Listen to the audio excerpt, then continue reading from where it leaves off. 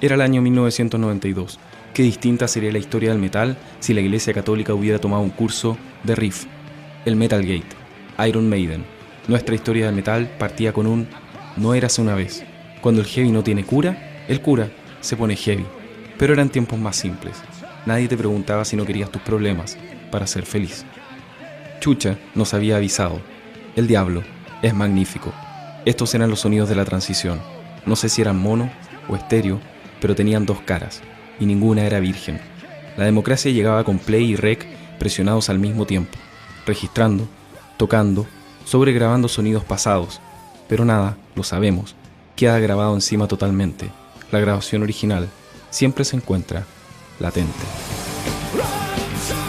Unos usaban una modesta radio Kyoto a pilas y un cassette pirata para provocar verdaderos terremotos fácticos, cuando esa misma radio, en una habitación solitaria, con pósters de Iron Maiden, polera de Slayer, servía propósitos mucho más elevados, desahogaba la rabia, se nos pasaban las penas y el mundo nos parecía habitable. Y como todo cassette, Chile tiene dos lados que se regrabarán cada cierto tiempo.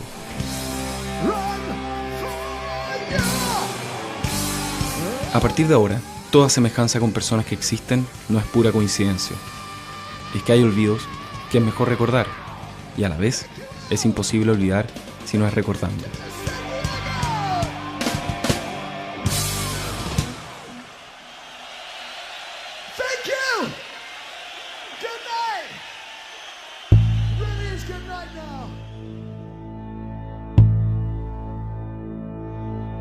Yo mismo hablé del apagón cultural en Chile, la dictadura, y por qué no podíamos salir a ninguna parte, porque cada vez que presentaba un grupo solista se suspendían, que entraban los carabineros o los mismos milicos, que a las cosas, y era un apagón cultural. Y el canto nuevo, que fue una nueva generación de cantautores, ya sean solistas o grupos, tomó esa bandera, digamos, de lo que ha hecho la nueva canción chilena y creó un nuevo estilo de poesía metafórica. Esa fue la cuna que empezó a abrir los espacios para que el rock, que no se había detenido en aquella época, retomara la ciudad. En esa época, en realidad, asumir la protesta estaba más oficializada con otro tipo de canto, el canto nuevo, otro tipo de música que por ahí solapadamente dejaba caer algún mensaje, pero que no era tan subversivo, no era tan nocivo. El metal, aparentemente, el rock pesado, digamos, estaba como en los márgenes.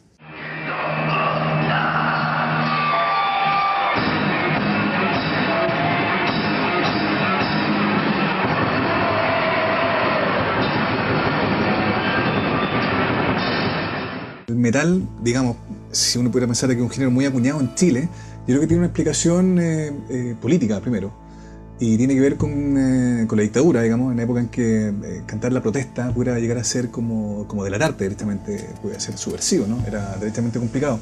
La radio, al parecer, y también creo que coincide con el carácter del chileno, era mejor canalizarla de esa manera, con música ruda.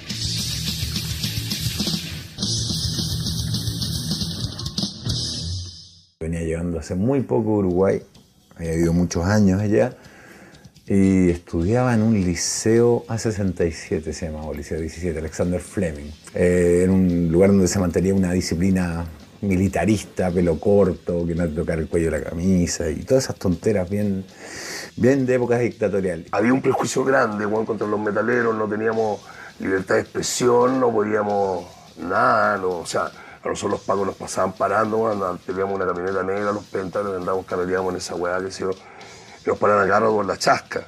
Cualquier gesto de rebeldía era severamente castigado. Toda la gente de mi edad que usó el pelo largo sabe que alguna vez la detuvieron en la calle, la pusieron contra la pared, lo revisaron entero, lo insultaron y lo dejaron irse si el carabinero de guardia estaba de buen humor. O sea, una vez, plena época de Pinochet, andábamos con un lienzo de Pentagram. Igual el logo de Pentagram es extraño, y para esa época era muy extraño. Y andamos con un lienzo que medía 4 metros en la camioneta y nos paran los pacos contra la pared, me chayeta en la cabeza, compadre. Y los güeyes miran, ¿de qué partido son estos huevones, estos comunistas culeados? ¿De qué partido son? Porque no cachaban política, pensaban que era política. Nosotros explicándole a los güeyes y los güeyes no nos compraban, po.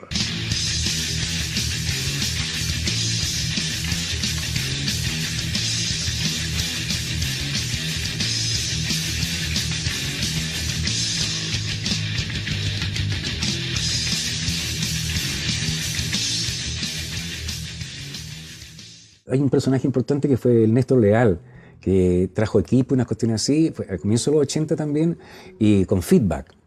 Y la aparición de grupos bien emblemáticos chilenos que empezaron a cultivar el metal y sus variables, donde están Feedback, Panzer, que funciona Viento Día, Cronos, también aparece el de Perita Cuadra, Dorso. Estaba Cronos, estaba Rust, estaba, bueno, Feedback, pues, bueno, Panzer después de Feedback. Eso era como lo más metalero, ¿cachai? Bandas como Pentagram, Necrosis, Dorso, Rust, en fin, Warpath, Masacre y muchas más.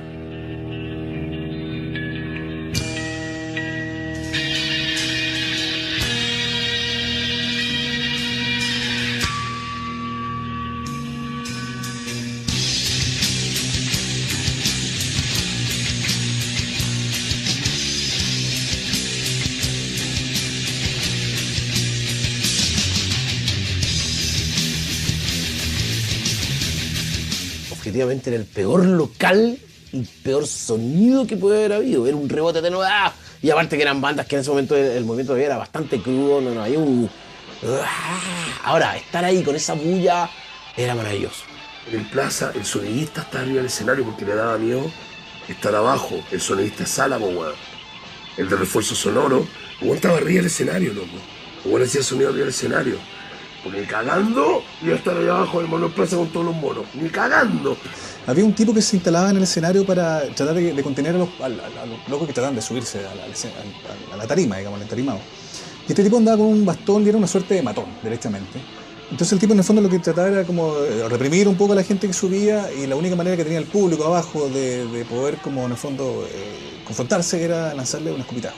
Esta suerte como de cosa doméstica con este tipo, esta pelea que tenían con este matón de escenario en el fondo, fue como incentivando de que se fuera una costumbre y en cada concierto de metal empezaba a caer el escupitajo, estando él o no estando él.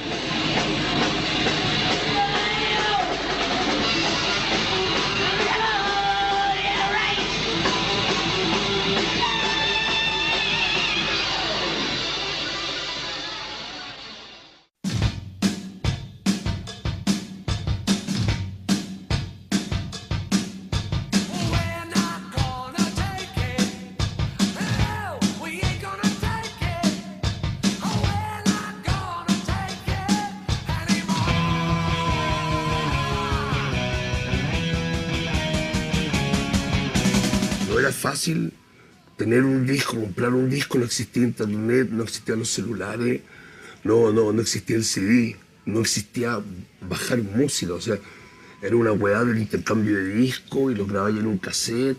Nosotros en esa época veíamos VHS, copiados hasta el cansancio, granulados, con rayas. Era una época de muchos mitos, o sea, la gente que hablaba de música en los medios de comunicación a veces hablaba, weá. Y de repente aparece Internet, que es un regalo para el underground, porque tú no necesitas que te toquen en el canal 13, en el canal 7, porque tú tenés tu propio canal, porque en Internet tú tienes tu propio canal.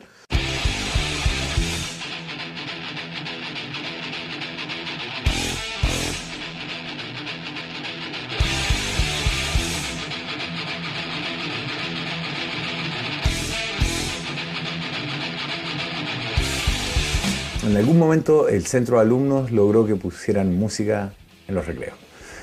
Y debe haber sido invierno, en la mañana, 10 y algo, y alguien puso el número de la bestia. Y nada, fue escuchar esos gritos, esa guitarra, el bajo, la batería, y decir, ¿qué es eso y qué está diciendo? Venom, Slayer, Exodus, Metallica, eso. Eso era lo asequible. Por ahí partió la weá. De repente salió una weá que se llama Judas Priest. Chucha. Y la weá. Y esa weá era rapidísimo. Se decía, oh, la weá como todo. Y mucho desenfreno, mucha energía, mucho romper códigos. Y claro, para nosotros era brutal, y encima no le gustaba a nadie. Y cuando uno es adolescente, escuchar algo que no le gusta a nadie es como, wow, lo mejor que te puede pasar. Y después de repente salió una weá que se llama Show No Mercy, y una weá que se llama Slayer.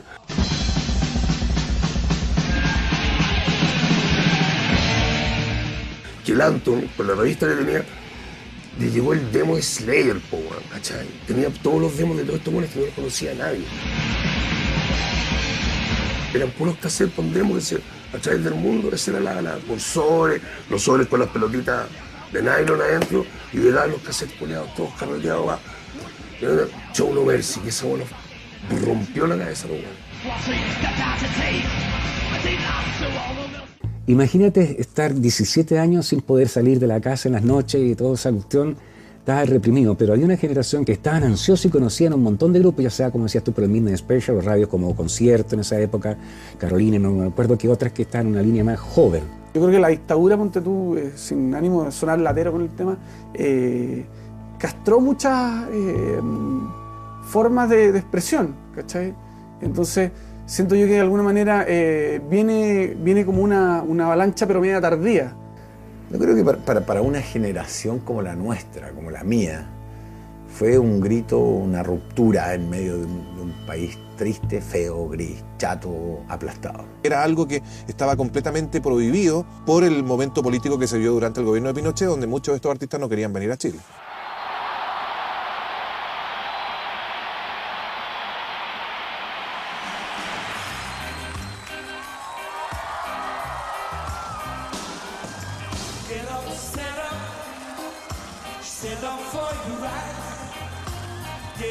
El primer mega recital en nuestro país no se hizo en nuestro país, pues. Fue el Amnesty International en Mendoza. ¿Sí? Pero prometieron todo, apenas si llegaba la democracia, no era una venta de pomadas, ganó el no felizmente, y tuvimos Amnesty con Peter Gabriel, Sidney O'Connor, bueno, Inti Illimani tocando con Peter Gabriel, estuvo Congreso, una mezcla, pero increíble. Pero el que más llegó público no fue precisamente el rock, hay que reconocer que todavía nadie ha superado el concierto de Silvio Rodríguez, que si se contabilizaron 100.000 personas, quiere decir que había más en el Estadio Nacional. El artista que había que traer a Chile era Silvio Rodríguez. Entonces el que se ganaba, andaban todos los productores, todos detrás de Silvio Rodríguez. Según que se ganaba Silvio Rodríguez, se hacía el pino. De hecho, Silvio Rodríguez, el concierto que unitariamente es el que más gente metió durante muchos años. No sé si después se habrá roto ese récord, pero el que más gente metió al Nacional en la historia. Este concierto lo quiero dedicar desde lo más hondo de mí a Víctor Jara. Y después viene el reventón. Y el problema, el reventón lo dio Rod Stewart con el primer mega concierto que se hizo en el Estadio Nacional. Más allá de la novedad, que es lo que fue, en el fondo permitió como la cantidad de gente que fue a Rod Stewart, por ejemplo, que era lo primero en rigor, ¿no? O incluso Cyndi Lauper, que recuerdo que en Chile tuvo la mayor audiencia que ha tenido nunca en su historia. Era porque en el fondo eran los primeros conciertos. Todos llegamos a las 3 de la tarde, po, bueno. Y estaban las 80.000 personas fuera del estadio a las 3 de la tarde porque había que llegar a las 3. Ahora uno llega una hora antes, po. Los pendejos llegan a la puta tempranito, se cagan de calor y todo, uno ya es curtido, po, bueno. Pero esa vez todos los buenos cooperamos. Pues los pacos no la querían creer, toda la cantidad de gente y todos ansiosos por ir a ver una wea rosita, igual como las weas, po, pero primero recital, po, weón, chucha. ¿Cómo no hay ahí? Yo fui con 6 minas, pura amiga, una mina ahí por ahí, pero pura amiga, ¿cachai? A ver Rod Stewart, y iban todas con tacos, po, weón. Iban la buena a la discoteca, po, weón. A las 3 de la tarde en el Estadio Nacional, concha tu madre, la buena, pasto, ahí, caminando para el pico, se le enterraban los tacos. Puta, yo cargo las 6 weonas, todos los buenos como locos, los pagos te tiran los caballos encima. Las zorra y media, po, weón. Los buenos cuando empezó a tocar los hijos ya estaba todo el mundo para el pico, cansado, las palas. Me decían los buenos parados toda la tarde porque no cachamos el sistema que uno está sentado, po, weón. En general la conversación y todo giraba en torno a un evento, a un concierto, ya sea el de Bon Jovi o si venía Ajá o quien fuera. Y era como que lo único que pasaba importante en Santiago y en Chile era eso. Creo que éramos un poquito provincianos en aquella época. Eran momentos que había que aprovechar, que claro, que eran cosas que no teníamos. Y de repente saltábamos a todo esto, que eran recitales enormes, era otra cultura, otra forma de ver el mundo. Y se empiezan a crear productoras para atraer a estos monstruos que siempre habíamos soñado ver y no teníamos la oportunidad, por lo antes mencionado, a excepción de un lugar que todos lo menospreciamos, los que nos gusta el rock, pero que ha sido re importante, que es el Festival de la Canción de Viña del Mar. Ahí muchos piensan que el 83 con Police empezó esa apertura, pero no, empezó bastante antes de Police. Police en realidad la gracia es que fueron un boom mundial.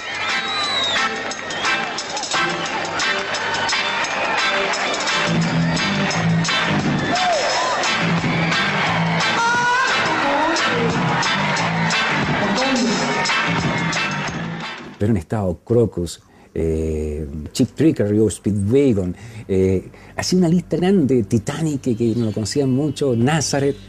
La verdad es que el aporte de los grupos rockeros en Viña han sido unas pinceladas, pero históricas. Era lo único que podemos ver hasta Rod Stewart. La única instancia para hacerlo, para poder llegar a conocer o a escuchar en vivo a estos artistas, era el Festival de Viña. Y esa yo creo que es la gran crítica que hoy día se le hace a Viña. Y creo que quienes le hacen esa crítica, que el festival no es el mismo de antes, o no tiene esa importancia de antes, es porque no dimensionan el momento político y social que vivía Chile en esa época en que ellos catalogan como los mejores festivales de Viña.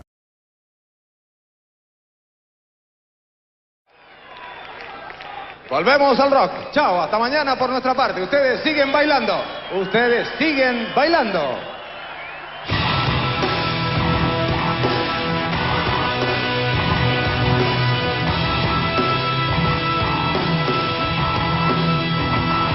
Había pasado Rod Stewart y había pasado Paul McCartney por Río. Perfecto. Y en el mismo Maracaná, 6 meses después, 8 meses después, estaba este Rock in Rio 2, que era muy importante. Y entonces ahí tocaba Faith No More.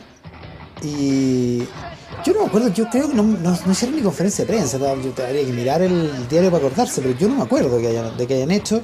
Pero me acuerdo que el espectáculo era extraordinario. Así era loquísimo, alucinante, y era muy raro para su época, que era lo más choro que tenía.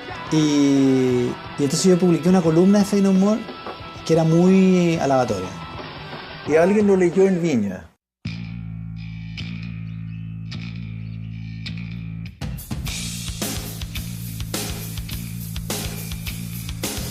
De repente me llega a mí una banda llamada Faith No More, un cassette. Lo escucho, digo, ¿qué es esto? Es un híbrido entre hip hop, metal. No entendí, pero me pareció interesante. Y me llevé el cassette para casa, para escucharlo. En Viña se tejieron muchas como historias de por qué el grupo había llegado a tocar en el Festival de Viña. Una de ellas, que era como la más insólita, la más divertida, por cierto que difícil de corroborar, era que era un grupo como favorito del que era en ese momento alcalde de la ciudad, Luis Trejo. Y casi como por darle el gusto al hijo, digamos, regalón, se había animado de alguna manera a contratarlo y traerlo. Un grupo que, claro, que venía en reemplazo de Level 42, un rigor, que era la primera apuesta, digamos, que tenían pensada para ese festival. Pero me llama un día un gallo que se llama Fernando Mesa y me dice, mira, yo asesoro a Juan Carlos Trejo, que se llama el alcalde de Viña. Entonces me dice, puedes ayudarnos, nosotros te remuneramos, por supuesto, puedes ayudarnos a conseguir un número para el Festival de Viña. Yo cuando me ofreció plata dije, Entonces lo que hice fue llamar a un amigo mío que también era promotor de espectáculos y le dije, oye, me pasó esto. Me llamó y me dijo, bueno, no te metas. Vuelvo a Chile y cuando vuelvo a Chile, la gente del Festival de Viña de Televisión Nacional anuncia que contrataron a Faith No More. Y yo decía, estos güeyes se volvieron locos. Y de repente mi jefe me dice, oye, viene una banda Faith No More a Viña del Mar. Y yo, ¿qué? ¿Y viene estos gallos? Ya, pues será, pues. Oye, pero no, tú tenías algo, hay que editarlos, pues. Chuta, sí. Yo me quedé callado, dije, ¿dónde crees? Traje el cassette, porque de ahí sacábamos el máster, pues, ¿entendés? Entonces yo creo que efectivamente lo que yo sentí era que la gente de Viña, no tengo idea quién eran, pero los organizadores se dejaron influir por el Mercurio. Bueno, al final lo encontré por ahí, editamos Faith No More, The Real Thing, y me toca a mí como label manager estar a cargo de la banda. Los tengo que buscar al aeropuerto, ¿cierto? Tengo que conocerlos, los llevo a Viña, tengo que estar como chaperón de estos personajes, bueno, que eran realmente alucinantes, como buenos gringos eran arriba del balón.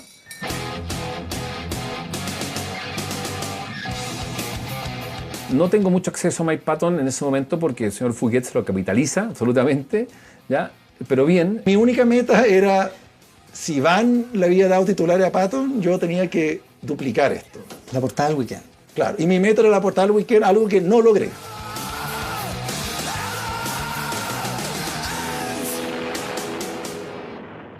Este weón de repente aparece en la pieza con Mike Patton. Este weón dice, Mike, Iván. Y yo lo miraba y decía, no puedo creer que este weón llegó con Mike a Patton, diciendo, Patton está dispuesto a hablar, a decir lo que quiera y posar para la portada. Y Patton y dice, tenía un fotógrafo, que tenía un fotógrafo totalmente rayado, y dice, métete en la tina. Y bueno, ¿qué le han Y, dicho? weón, se metió en la tina con la camisa celeste que este Sí. weón. Y entonces se viste para la foto con esa pinta y el weón le encantó. Le encantó. Y en la noche, yo nunca Claro, más lo porque vi. La tesis era que yo dije, ya, Mike Patton es el colegial chileno incomprendido. Y se presentan. Se presenta la primera noche ante una buena cantidad de gente que no entiende nada.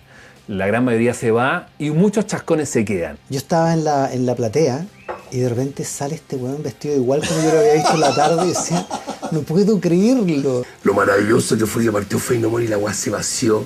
Quedaron 200 hueones, el Pera, Me acuerdo que había una carpa para tomar vino, donde esperamos Faith No More todo el rato, pero en algún momento tocaba Congreso, tocaba Miriam Hernández, y que al final Faith No More entre medio de unos números humorísticos, no sé qué cosa. Y empezamos esperando Congreso en la carpa, con unas cajas de vino, porque te servían vino, en la caja de vino y los vasos alrededor.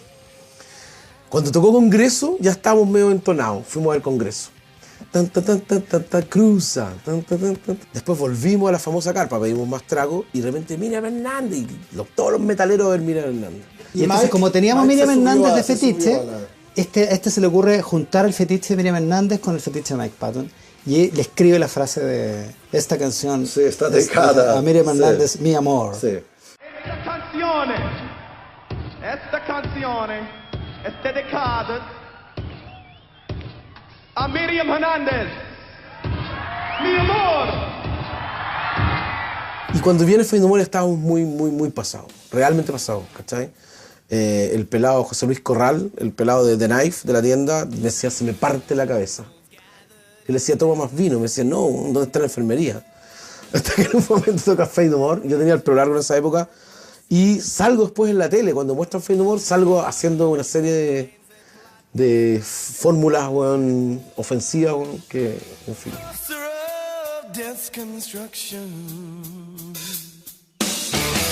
Si hubiera ido a ese concierto toda la cantidad de gente que dice que fue, probablemente Faith No More hubiera tocado ante 100.000 personas en Viña del Mar. Y claramente no fue así. Y Chile, yo creo que atónitos todos en la casa ven este espectáculo que no era ni Chayanne ni ninguno de estos grandes números, ¿cierto?, que a la gente esperaba. A mí una de las weas que más me llamaban la atención, por ejemplo, fue el tipo, lo que interactuaba con ¿cómo se llama el tipo? Bojanovich.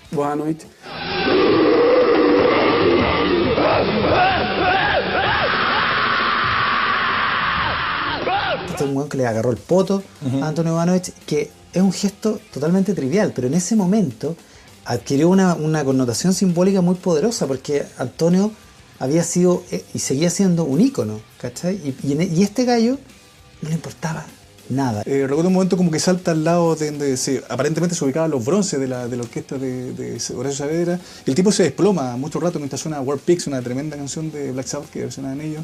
Y claro, era como apocalíptico.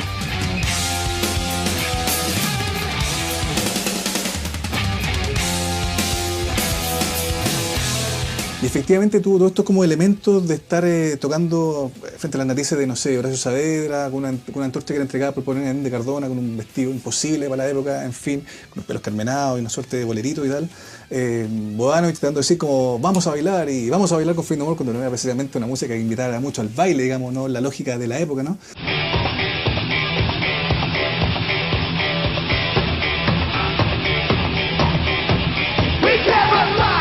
Más allá de lo histórico, más allá de que haya sido una situación particular de que haya llegado a ver el grupo, o sea, de que haya llegado el grupo a Chile en esa época, de que era inesperado, en fin, y como sé que haya llegado en realidad a Chile, me parece que sí tiene una justificación estrictamente artística, musical, y efectivamente fue un tremendo concierto, y que tiene todos estos otros elementos que hacen que sea mitológico a la vez.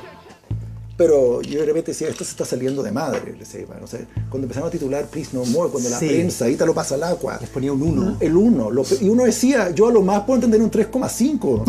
y me acuerdo que la crítica al otro día era como, por favor, no más Faith No More, ¿cachai? El otro día no me acuerdo exactamente. Yo estoy escribiendo el último artículo del festival, no sé qué, en la pieza del Hotel O'Higgins, y me llama por teléfono un amigo periodista y me dice, weón, el alcalde de Viña te acaba de echar la culpa de que por tu culpa trajeron a Faith No More. Y me muestra la cuña. El weón decía, mira, el punto negro de este festival fue Faith No More, porque realmente una cochinada, una gente que no se había bañado en semanas. Así que, y la verdad es que nosotros nos dejamos llevar por un comentario que hizo Iván Valenzuela, me nombró con nombre y apellido, bueno. Iván Valenzuela del Mercurio, que los trató muy bien, y bueno, efectivamente nosotros nos dejamos llevar por esa opinión, pero realmente cometimos un error porque fue lo más malo que se ha traído nunca al Festival de Viña. Lamentablemente se perdió una oportunidad de una banda en un escenario que no era para la banda.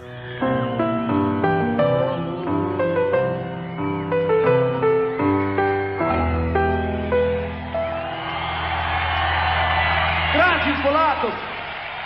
Entonces, gracias.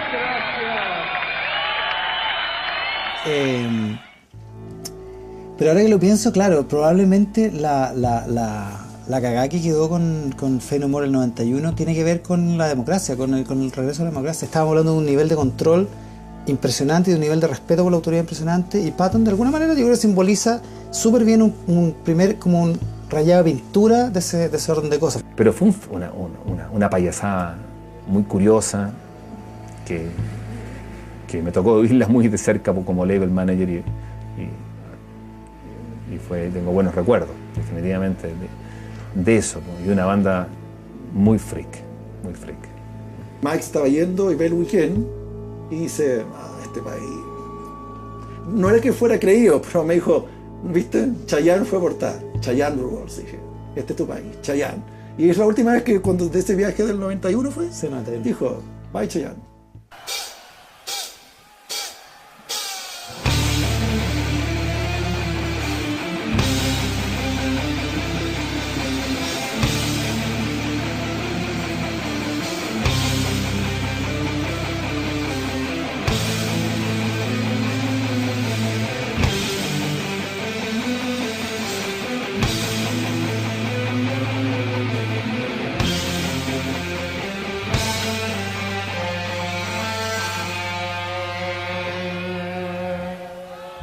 La anécdota es bien divertida. Un par de pendejos se saltan la tarima del cementerio de Playa Ancha y aparentemente borrachos o lo que fuera, gravatean un par de criptas de tumba y tal.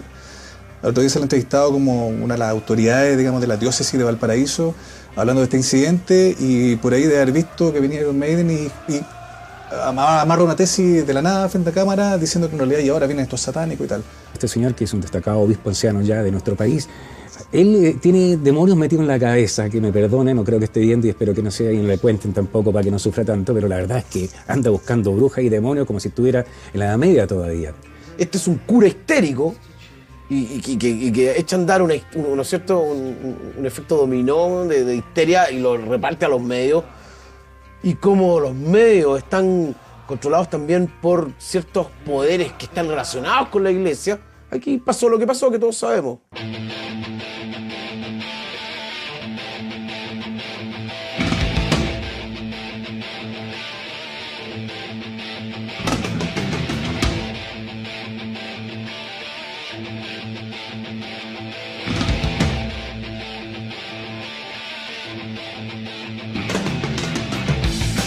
La presión de la iglesia en ese momento fue tan fuerte y llegó a detener esto básicamente porque el gobierno era demócrata cristiano, digamos.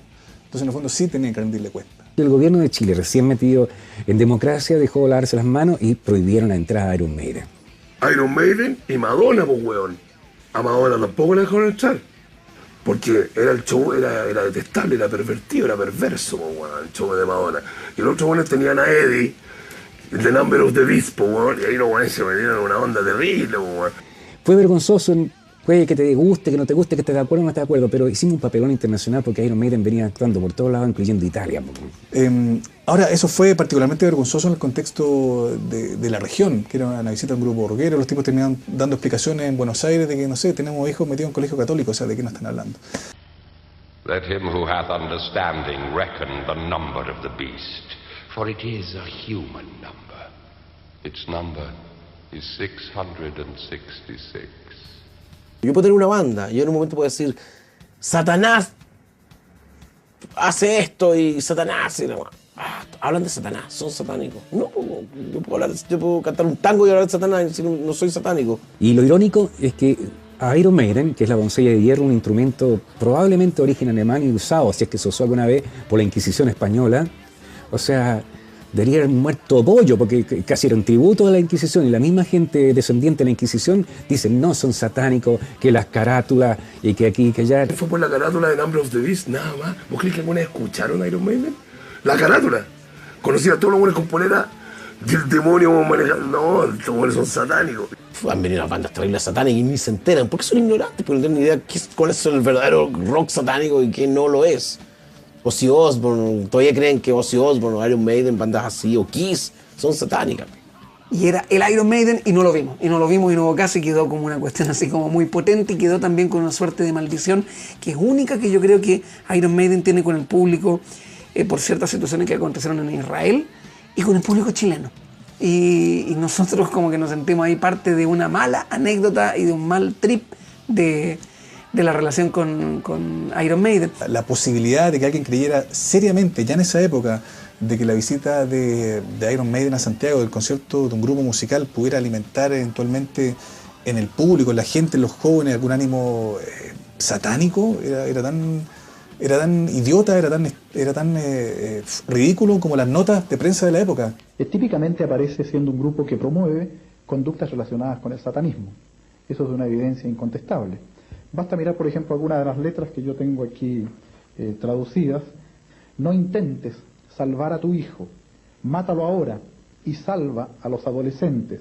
A mí fue traumático, o sea, fue tan traumático que mi licenciatura se llama El tratamiento de la información en el caso Iron Maiden en Chile en 1992. Tomé todos los artículos de diario, insisto, no había internet, así que a revisarlos, toda la biblioteca entera, fotocopiar los artículos y hacer un tratamiento de información con componentes semiológicos y ver cómo trataban la noticia, el espacio que le dieron, la diagramación, al lado de qué noticia estaba, cuál era los encuadres de las fotos. Las protestas en contra de Iron Maiden eran todos con el foco bien cerrado para que se viera mucha gente. Entonces protestaban 50 evangélicos y se veía como si fuera una masa, ¿sí? Pero las protestas a favor de Iron Maiden las tomaban con los focos bien amplios para que parecía que era muy poca gente. La segunda llevó la voz cantante en eso.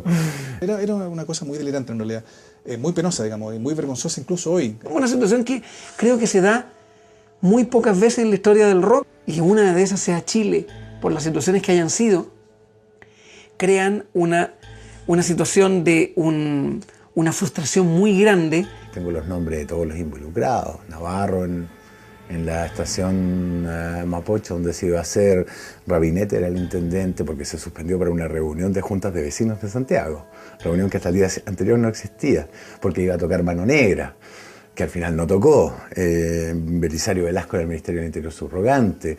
La limitación que he señalado es la moral, las buenas costumbres, que no atente contra la sociedad, contra la seguridad nacional, ni promueva desórdenes. Más allá de quién nos dejó que entraran esas bandas, porque hay alguien con el poder para prohibirme a mí que puedo ver, que puedo escuchar o no.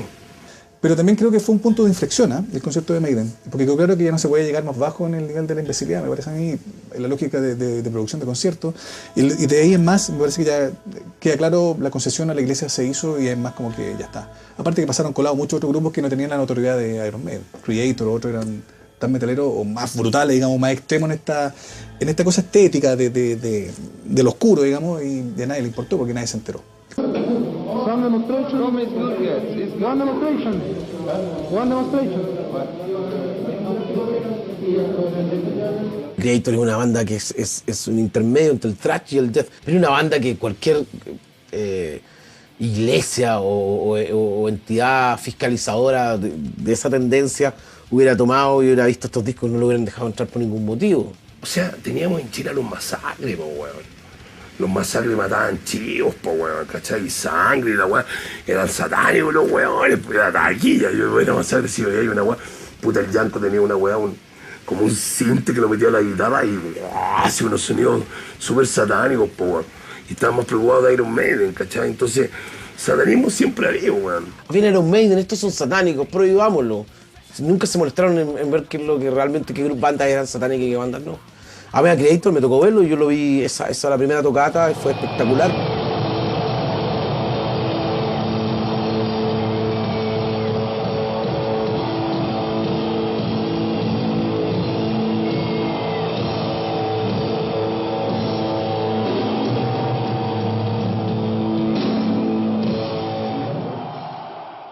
La última venida de Iron Maiden fueron aquellos que no pudieron verlos en 92 con sus hijos y en algunos casos con sus nietos. Y parecía ahí en el Club Hípico un picnic de fin de semana de una gran familia que hasta recordaba a gusto, que en cierta forma. El último recital que hubo, una cantidad de padres con sus hijos a ver a Maiden, eso llama la atención como fenómeno musical. Yo fui a Iron Maiden con mi hija de 9 años y a mí en un momento dije, esto es gusto, que esto, o sea, me dio miedo la cantidad de gente. Y ahí no habían satánicos, ni psicópatas, ni nada, habían puros papás con los hijos. Y sabemos que Iron Maiden es una banda súper inocente. Entonces, sin embargo, yo creo que los mismos curas ahora esconden o se avergüenzan de lo histéricos y estúpidos que fueron. Gracias a este recuerdo inolvidable de la vez que no vimos a Iron Maiden, empezamos a cubrir y a batir récords con respecto a ir a ver a Iron Maiden, así como si fuese la misa del rock definitiva y el grupo que mejor encapsula la propiedad metalera del público chileno, cuando quizás podrían haber otros grupos que lo personifiquen mejor. Y por eso Iron Maiden tiene tanta onda con Chile, yo creo. Porque Iron Maiden ama Chile, ama venir a tocar acá. El Nico McBrain ama venir a jugar golf al Club de Golf Los Leones. Según viene a Chile feliz porque va a jugar en esa cancha.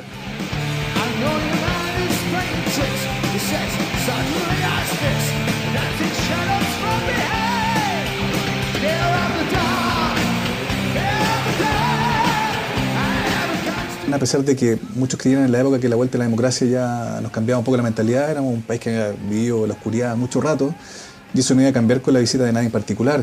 Creo que fue bueno que pasara porque la gente simplemente se decepciona más de lo que tiene que decepcionarse. Años después, trabajando en Televisión Nacional, le pregunté no acuerdo si fue a Kraus o a Correa, cómo explicaba eso. Y dijo, bueno, solo demuestra el nivel de ramplonería con que el gobierno y la iglesia trataron algunos temas y la presión que hizo la iglesia sobre el gobierno. Claro, hubo una presión formal, hubo reuniones en las que se les sugirió que en el fondo para mantener un poco la calma, ¿por qué a lo mejor no hacemos este concierto? No me gustan las etiquetas, pero una de las cosas más ridículas que he escuchado en mi vida fue la etiqueta del rock satánico y la prohibición de Iron Maiden a tocar en Chile.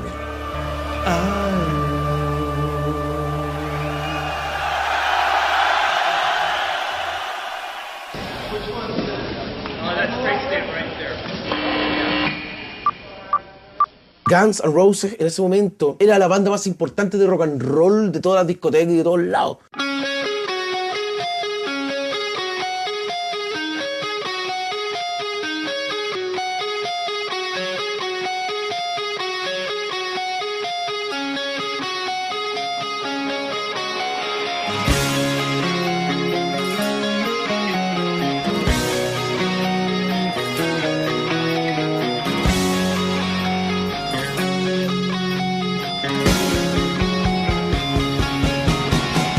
Iba a ser el show de la banda en el Estadio Nacional, en donde el grupo había repletado, que se quedó gente afuera, que supimos que pasó algo así como que se murió una chica afuera.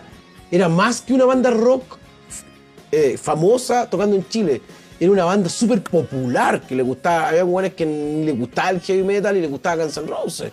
Y también fue un encuentro entre la gente que iba por la popularidad ridícula de Guns N' Roses en ese momento y la gente que iba porque querían ver rock callejero y querían ver a los Rolling Stones de la generación de los 90. Los buenos eran más de from the street, los buenos eran más la parte oscura de Nueva York, ¿cachai? Los Ángeles ahí, pero siempre la parte del CX, ¿cachai? Era como, claro, la banda más borderline, más límite hasta ese momento que había estado en Chile. Entonces por eso provocaba tanta expectación. Además que llegó en su pleno apogeo.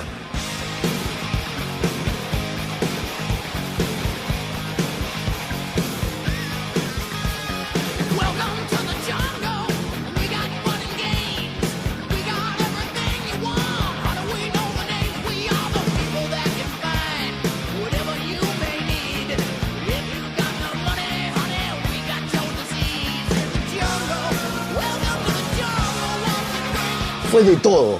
Y fue mucha gente. Fueron también todos los metaleros tracheros que les gustaba Guns, porque Guns igual era pesadito. Entonces se juntó todo y fue muy masivo. Imagínate toda esa energía acumulada. ¿Y qué pasa con Guns N' Roses? Se hizo chico, pues esa fue la verdad. Efectivamente estaba mucha gente afuera y que no pudo entrar, el fenómeno como de la estampida. Fue un concierto que obviamente creó que hizo que se llenara el Estadio Nacional.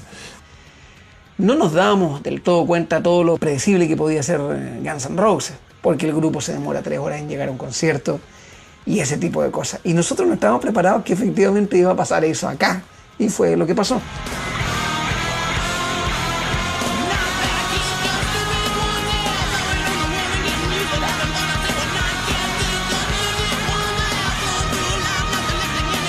Generalmente el grupo telonero toca frente a una cuarta parte del público.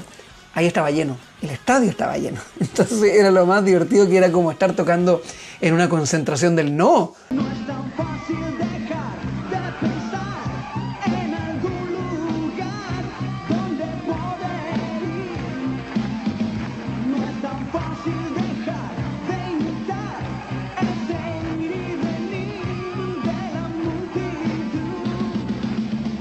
Y partimos con un tema que se llamaba Necesito una mujer, y fue muy potente la sensación de que el público, el de cancha, se convierte como una alfombra que tú sacudes y está ahí. Para mí fue un sueño, no un sueño así que yo hubiera atesorado, como que largamente cumplir la situación como del éxito, estar pisando el escenario de Guns N' Roses, pero mi grupo también se lo tomó así, como que esto era un momento histórico, y fue bastante bueno, pero creo que nosotros a la tercera canción ya habíamos cansado a la gente. Ya a la tercera canción la gente decía, ya, esto es lo que el grupo tiene que mostrar.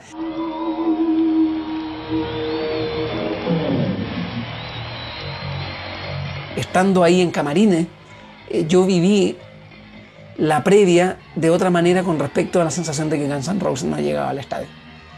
Y efectivamente el grupo llegó un poco antes de Axl Rose, por los motivos que sean, efectivamente, de cómo se demoraron en llegar desde el hotel al estadio, pero de ahí Axl Rose necesitaba su previa de terapia, de masaje, de quién sabe, lo que fuese.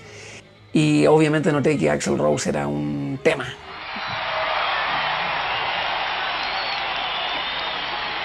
Si no ha llegado 1 hora y media después, ¿quién sabe que el público ahí, que están metidos como en una olla a presión, puede reaccionar mal? Puede terminar siendo el momento de la Babilonia del rock and roll más terrible de todo, y el grupo se daba cuenta de eso. Sin duda un concierto de gran envergadura, de alto riesgo se ha dicho, de alto riesgo. Ojalá que mantengamos la sonrisa y la cosa positiva esta noche.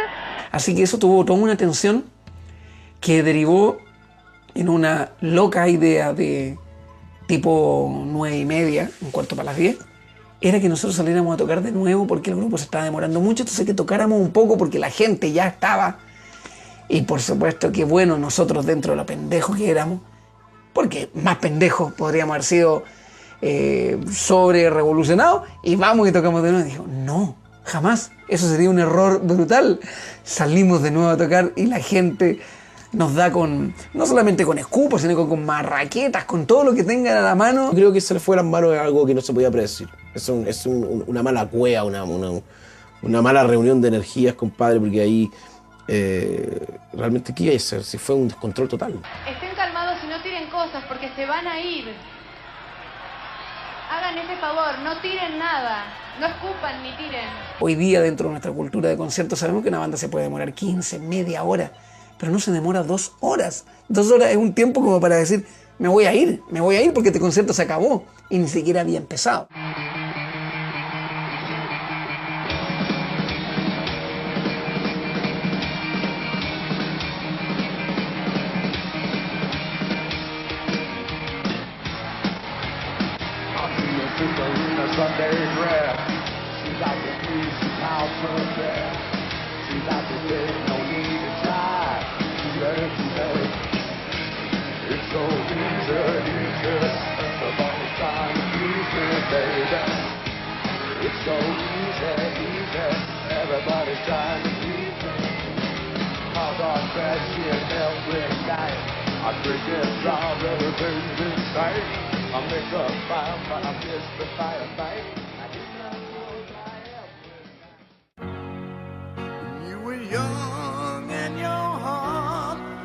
wasn't open, but you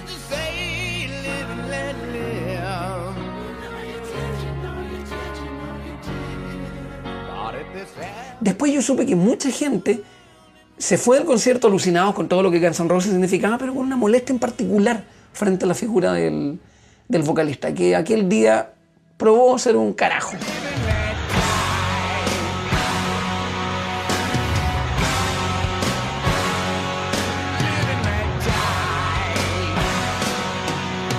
Ni siquiera el diario fue capaz de destruir ese encanto al día siguiente diciendo que habían disturbios o habían detenido.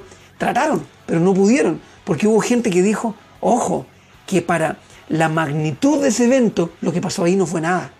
Me acuerdo que Investigaciones hizo una redada en su habitación del Hotel Sheraton porque había supuestamente droga que no encontraron. Cuando Guns se va en su avión propio, llega a Pudahuel, se están por partir del avión y llegan los ratis, y Chanta no dejan para salir del avión porque en el hotel encontraron mandanga, encontraron, weón, puta, semen de las paredes, weón, la cagada, ¿cachai?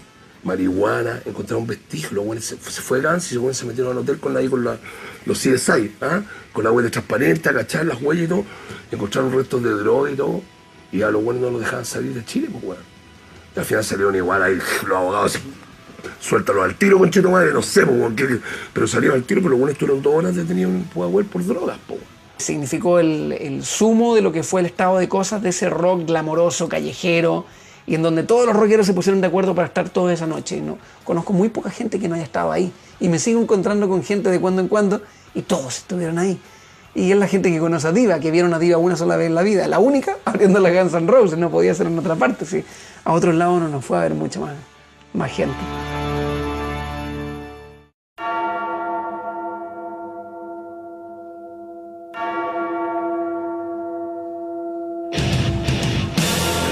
La primera venida de Metallica coincide con el nacimiento de mi primera hija y además coincide con unos temporales súper fuertes que hubo acá en Santiago, hubo un aluvión, entonces yo no pude ir, honestamente yo no pude ir a ese concierto. Justamente ese día tuve que trabajar y no podía llegar al inicio del recital y me compré la entrada y todo y llegué tarde. Mi hija no tendría 2 semanas de nacida y yo la tuve que llevar a un control médico y pasé por la micro con ella, digamos, y con mi mujer. Pasamos en la micro por frente del velódromo y estaban todos los locos ahí y yo ya estaba que me bajaba con la guagua, digamos. Y veníamos, estaba acá con el aluvión, veníamos por Avenida Osa, habían pedazos de árboles. Llegamos hasta el recital, y el recital era un barrial. Estaba la cagada.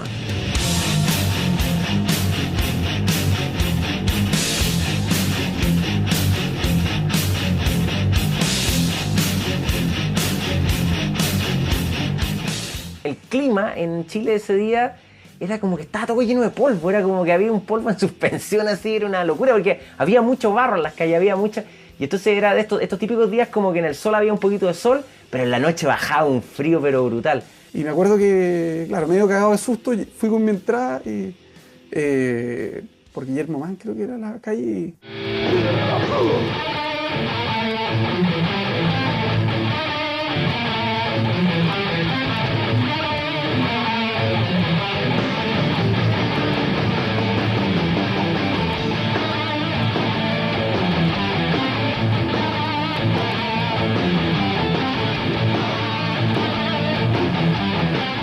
Estuve con ellos, los conocí, tuve la oportunidad de estar con ellos en el backstage, unos tipos súper sencillos, nada que ver con la imagen que uno aparentemente tiene arriba.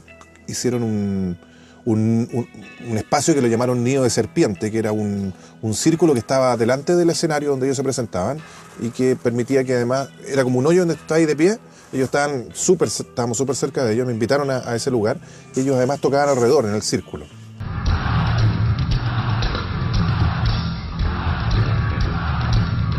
Marcelo Manambo y Julián Valenzuela, yo venía llegando con mi hermano chico y con un amigo y me dicen, Tomo, tienes que conocer una hueá de la serpiente. Y me echan a traer una calcomanía de tela, Metallica, Friends of Metallica, de Serpent Tape, ¿cachai?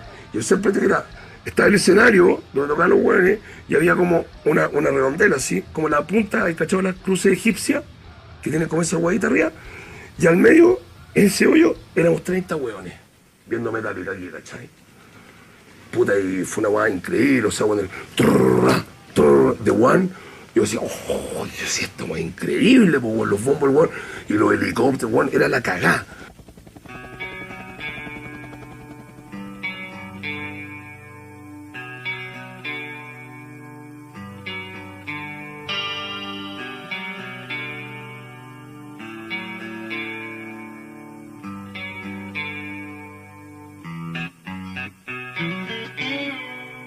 Cuando sacan el video de One, ¿no es cierto? Para la Justice for All, ahí como que la cuestión se masifica. Independiente de haber sacado ese disco que fue conflictivo porque uno encontraba medio comercial y todo, era Metallica, vino a Chile en esa época y como en Chilito, vamos, puta, viene Metallica a Chile y no te lo podéis perder porque por último, si no soy tan fanático de Metallica, lo voy a pasar chancho, que van a estar todos los metaleros, el huevo, las minas. Y hasta el metalero que más pela Metallica, si tiene la oportunidad de ir a ver a Metallica, lo va a ir a ver. Estaba la cagada afuera ya, guanaco, el zorrillo tirando lacrimógena, justamente para el público que fue hasta el estadio y llegó afuera y no pudo entrar. Y bueno, me quedé con esa frustración, digamos, de no haberlos visto, pero bueno, uno también tiene que estar en el momento. No sé si los que estén ahí van a entenderme o no, a lo mejor van a decir, cómo se perdió Metallica, pero bueno, cada uno, la película se vive una vez. Todos los que quedaron picados con Iron Maiden fueron a ver Metallica. Eso también tiene que ver con que también fue un recital con mucha concurrencia, sin escándalo ni cagazo, porque el metalero trachero es más ordenado que el metalero escandaloso popero. Y ahí tenéis lo que pasa en Guns y no pasa en Metallica.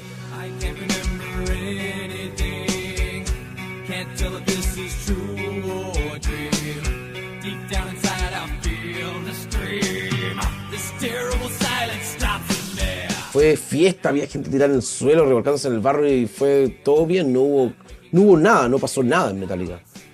O sea, aparte de algunos que estaban más borrachos que otros, pero fue eso.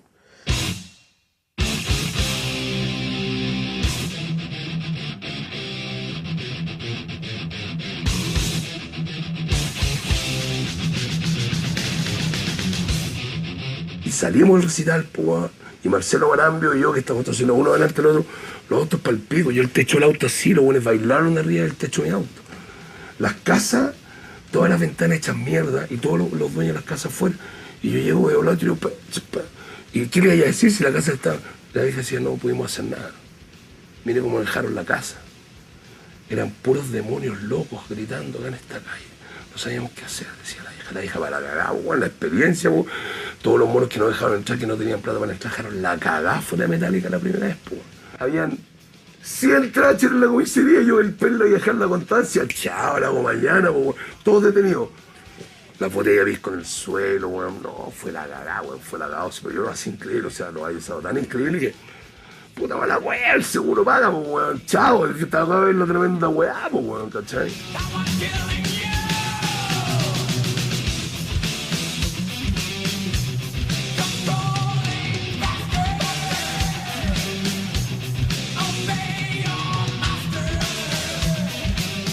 Pero fue maravilloso, ¿no? Fue increíble. Creo que nos tomamos un tequila camino para allá. Te lo doy filmado.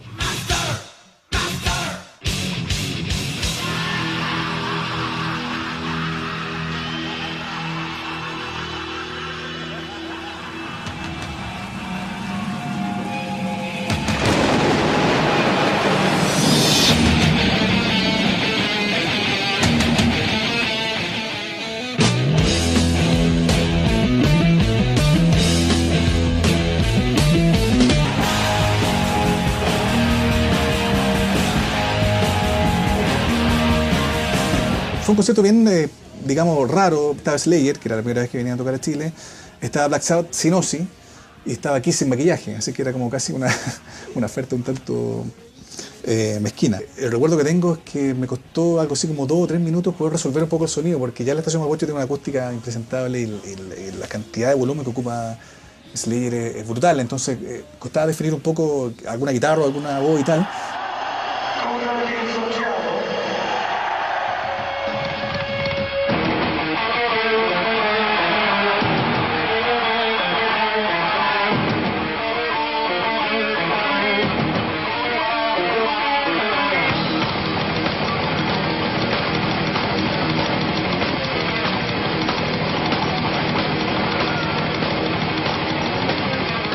Estaban estas dos ofertas un poco como ambiguas de ver a Black Sabbath, pero sin Ozzy, que es como, qué sé yo, como no verlo, y como ver aquí sin maquillaje, que es como sin gracia.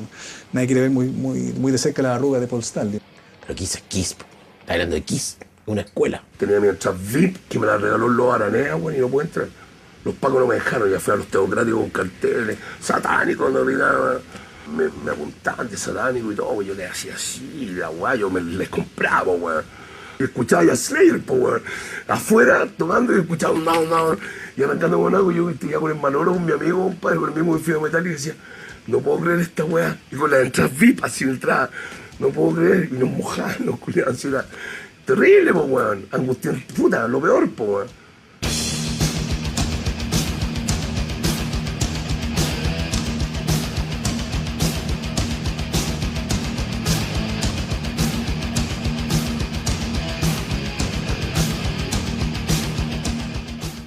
Tomaraya se fue como a los 3, 4 años. A pesar de que todavía recuerda, tiene algunas imágenes como fugaces, con eso lo pregunté, de su infancia, como más bien pobre en realidad. En rigor él nació en el sector de Recreo, en una calle que se llama Habana, que es una calle que en rigor sube y conecta, que está muy cerca de la casa donde yo me crié en rigor, que es una calle que conecta con Aguasanta, ya camino directamente como a tomar la ruta 68. En fin, por ahí está la familia de Araya, los Araya. Estos familiares de Tom Araya en Viña del Mar arrendaron una microbuses Central Placeres. Y se fueron en patota, porque también tenían familiares en Villa Alemana. Y se fueron en patota a Santiago a ver el concierto de Tom Araya, del primo en rigor que venía a tocar, porque también con harta poca conciencia de lo importante que era el grupo. En el fondo era una cosa como de que vamos a ver al primo que viene a tocar a Chile y ya está. La cosa es que yo con mi hermano terminamos arriba de ese bus viajando al concierto. Era una tropa grande, e insisto, de gente entre medio cabros chicos, algunos tíos, estoy hablando de ese tipo de escena. En fin, la cosa es que terminamos viendo el concierto como en una suerte como de sector más o menos VIP, digamos, más bien cercano al escenario, que es el tipo de privilegio que se le da como a los familiares de los músicos y tal. La cosa es que termina ese concierto y somos invitados, toda esta tropa a la que nosotros éramos allegados, vergonzosos en realidad ahora que lo recuerdo, a compartir con los músicos en el Hotel Sheraton. Y estaba Tom Araya sentado, recuerdo esa imagen, a Jeff Hanneman muy borracho, recuerdo como el embriagador que fue el tequila esa noche, recuerdo a Paul Bostaph contando historias y sintiéndose particularmente orgulloso de estar tocando con Slayer, que era un emblema y lo es todavía del metal, y era como, qué sé yo, una vez más como muy fuerte corroborar de que esta banda del chileno era un grupo tan respetado afuera, que en fin, ya con los años quedó mucho más claro, ¿no? Y recuerdo a Tom Araya siendo como asediado por un montón de gente que él no conocía y él tratando de sonar agradable, porque en realidad se le acercaban cabros chicos, se le acercaban tíos, se le acercaban señoras, la tía de Villa Alemana, el tío que vivía allá arriba en Aguasanta, en la calle Habana, y sacando su fotografía un poco intimidado. Aparece Tony Iommi, que era un petizo, qué sé yo, un tipo no muy proclive a querer hablar con nadie, me acuerdo que se tratando de acercar a él. Aparece Gene Simmons con 2 conejitas Playboy y tal, y muy feliz de la vida. Y fue una situación particularmente inesperada para mí, pero claro, me acuerdo de ese concierto.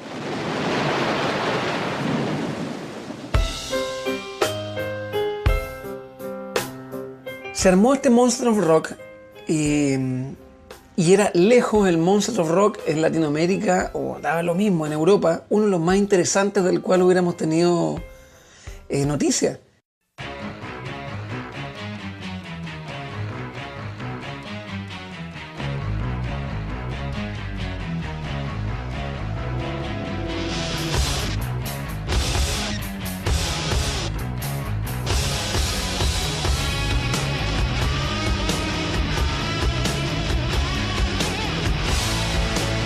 Estaba Paradise Lost, que es una banda doom, oscura, satánica, incluso podría decir yo. No satánica, pero son paganos. Eso arrastra a mucha gente. Que era Faith No More, oh sí.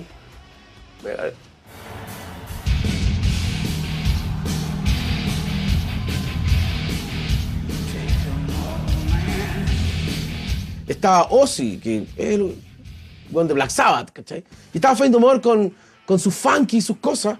Pero era el Caupolicán. Y yo decía, pero el Caupolicán es una cueva, no es un lugar para un Monster of Rock. Y sin embargo se hizo así, por tanto siempre lo voy a rememorar como una cuestión para elegido. Son momentos únicos. Son momentos únicos, como también que habían 3 artistas totalmente distintos. Faith No More, Paradise Lost, que es doom metal, y Ozzy. O Ozzy y Paradise Lost podrían tener alguna relación. Sin embargo, Faith No More es algo distinto, con soul entre medio, hasta con hip hop, ¿cachai?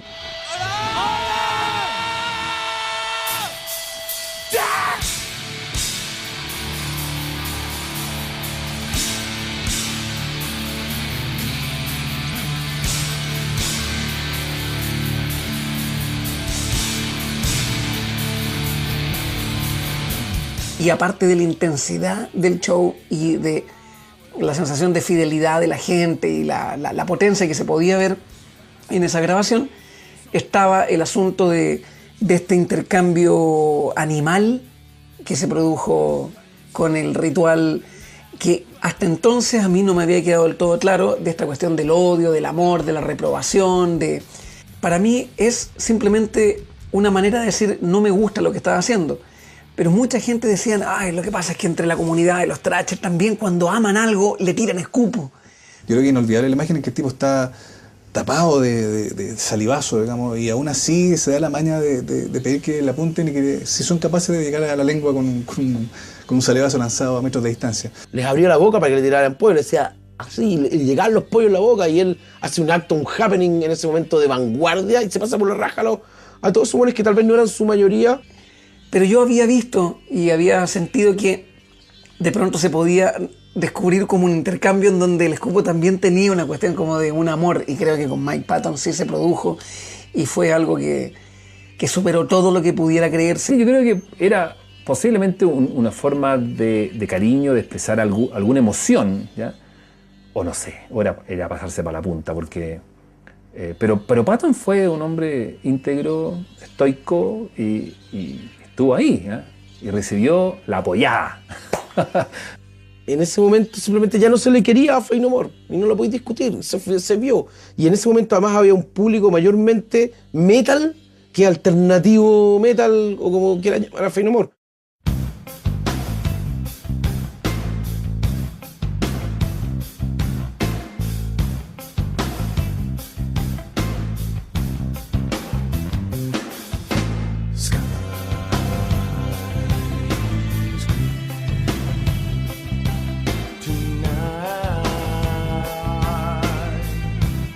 La actitud que tuvo él de decir me voy a comer lo de ustedes y se los voy a regurgitar y los voy a vomitar sobre ustedes, fue confrontar pero al mismo tiempo hacerse cómplice de algo, y lo hizo de una manera en donde ya yo creo que se habla de un ritual de amor. Chile se transformó en una plaza tristemente célebre o conocida para el circuito de rockeros que venían a tocar a Chile, a Sudamérica, digamos, como lugar donde, claro, la aprobación, digamos, se da como... Está supeditada al hecho de que te llovieran a escupitajo. Digamos. Porque fue una noche de delirio y de una aceleración por parte de él. Muy, muy importante y que hace esos momentos inolvidables en el rock. Vamos. Recojan los vasos de plástico, limpen bien esa mesa, vuelvan a sus puestos de trabajo, quítenme ese puchero de sus caras, dispérsense. El último en irse del cine limpia los escupos, la cerveza y la sangre. Y si asesinas a tu familia o formas parte de un culto satánico, luego de ver este documental, presenta una copia como atenuante para el crimen en tu iglesia más cercana. No sé, es bueno saber que si Dios es el presidente, el vicepresidente es el diablo. Lo interesante es que se empieza a crear una cultura de concierto, digamos, ¿no? Que se empieza a crear esta historia de relatos de gente que estuvo ahí. Y esa lógica de Dios estuvo ahí es lo que a mí me parece que aún persiste. Me parece que hay un 30% de fanático que tiene los discos, que sigue la historia de la banda. Hay otro 30% de arribismo sano, de tengo que estar ahí porque tengo que yo haber estado ahí. Y hay un 30% de los fiestoqueros del chileno, o sea, del chileno metalero en este caso. O sea, ¿cómo no voy a estar ahí? ¿Piensa que han pasado cuánto? ¿10, un poco más? ¿12 años de todas esas cosas?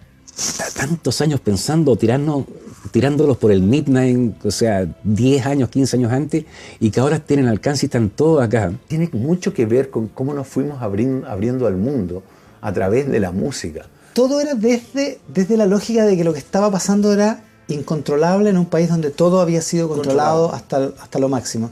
Porque los libros estaban censurados, las películas estaban censuradas, las canciones de grupos revolucionarios en Chile, por supuesto, las habían quemado todo, pero nuestra revolución vino de mano del rock. Chile es uno de los mejores públicos de metal que hay en el mundo. Es un público fiel, ¿cachai? Público fiel, sobre todo este tipo de bandas que han marcado harto. Y los chilenos somos tremendamente rockeros. Refleja de alguna manera como el perfil así como del chileno, que es metalero por excelencia, creo yo. Chile es rockero, es metalero. Somos un país que nos gustan las guitarras pesadas, o sea, 60.000 personas para Maiden, ¿cierto? No es menor. Si tengo algo que agradecerle al metal, son mis hermanos que tengo hoy día, mis amigos, ¿cachai? Mis amigos que somos amigos por el metal y gracias al metal. El movimiento es imparable. Te lo digo yo que soy un guan de 41 años, que tengo una banda metal, que lleva 25 años tocando y que estoy conectado con 100 bandas. Y en este momento donde uno siente que de repente no hay nada hombre, que te motive, nada, que te mueve un pelo. Que lata que no haya salido un nuevo Metallica, digamos, que en todo este tiempo no haya salido un nuevo Metallica, que en todo este tiempo no haya salido un nuevo Iron Maiden. Hay millones de bandas, digamos. Pero ¿cuándo va a aparecer la banda que tome el relevo definitivo de esa generación? Esa es una buena pregunta.